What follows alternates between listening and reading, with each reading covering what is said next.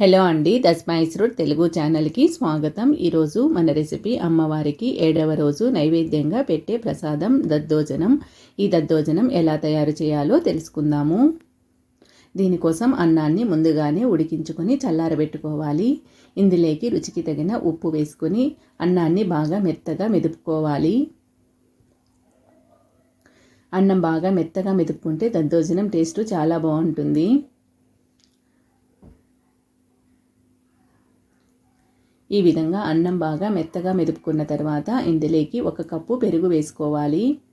అదే కప్పులోకి కొద్దిగా వాటర్ కూడా వేసుకోండి. ఈ పెరుగు మొత్తం అన్నానికి పట్టే విధంగా కలుపుకోవాలి.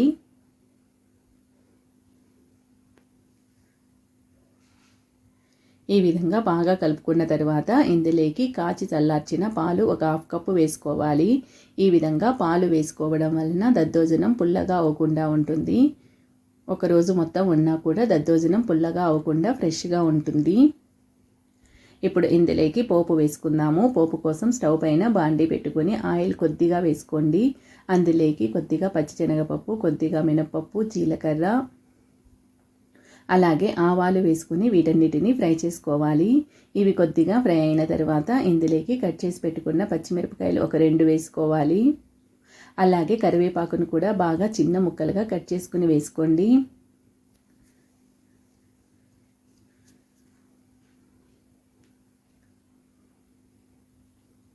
ఇవన్నీ బాగా ఫ్రై అయిన తర్వాత మనం చల్లారి పెట్టుకున్న పెరుగన్నంలోకి వేసుకోవాలి. ఈ పోపు మొత్తం అన్నానికి పట్టే విధంగా ఒక్కసారి బాగా కలుపుకోవాలి.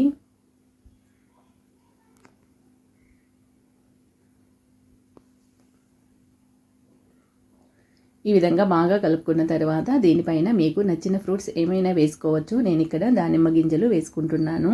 అంతేనండి, అమ్మవారికి ఎంతో ఇష్టమైన నైవేద్యం దద్దోజనం రెడీ అయిపోయింది.